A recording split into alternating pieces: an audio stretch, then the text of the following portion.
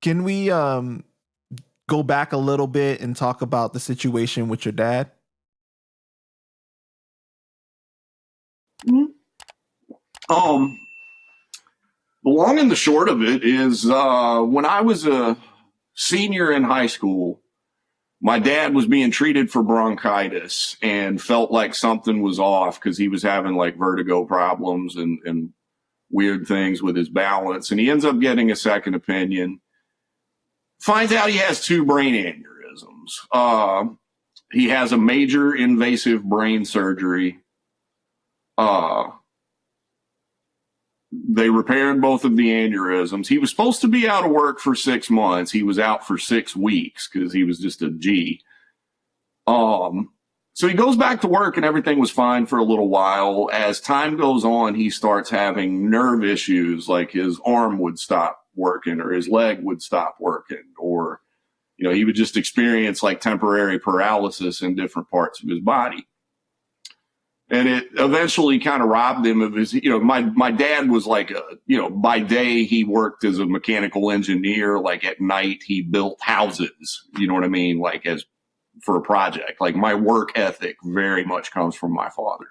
My father was always on the hustle with something. Like if he wasn't getting work done to make a bag for his family, like he was, you know, working on some kind of project. Like he built things. He built guns in his spare time. Like literally, like he would mill the metal and cut the wood and polish it. Like he was just a man's man that was always working on something. And then his body starts getting robbed of its physical ability. What we didn't find out until after he died was that it seems he had ALS, Lou Gehrig's disease. But one day I was at my job at Sears. I had just burned a L on my lunch break listening to 3-6 Mafia, and I walked back into Sears and they're like, "Jake, you have a phone call." It's my grandmother telling me that I need to come home. And, you know, my father had shot himself with a 9mm.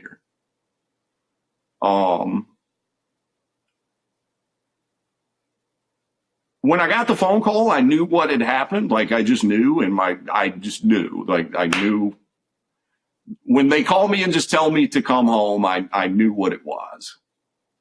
On my first album, on Future Dead Rapper, I have a line where I'm talking about, I hope, you know, my pops can get through what he's going through. And so that's what it was. Like he was being robbed of his, you know, his physical ability and his dignity. And he just decided to end it on his own terms. Now, the funny thing is when I got that call, before I drove home, I went back to my crib and I burned another L. And I was listening to, I had 50 Cent Guess Who's Back CD at the time. And I put my headphones on and randomly the song I listened to was Ghetto, Qu'ran. Now, to this day, like I just completely told you the story of my father's suicide. Like I can keep that together perfectly. Like I've made peace with it. It is what it is. It's part of my story. If I hear the first like 2 bars of Ghetto Qu'ran, I will lose it. Like, but it is what it is. Like it was a horrible tragedy. My father was a great father. He was a great man. He taught me things that prepared me to, you know, survive in this, you know, crazy world. But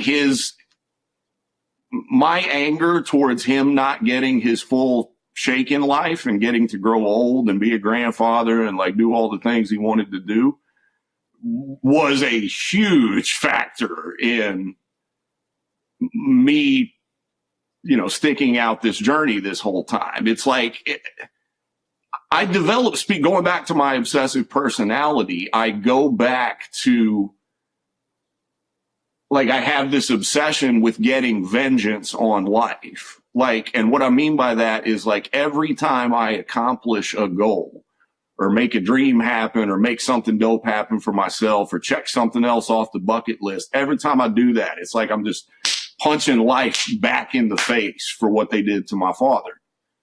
So, like, especially after he passed away, I was like, I just became diabolically obsessed with I'm going to design the world that I want to live in, and I'm going to make it happen by any means necessary.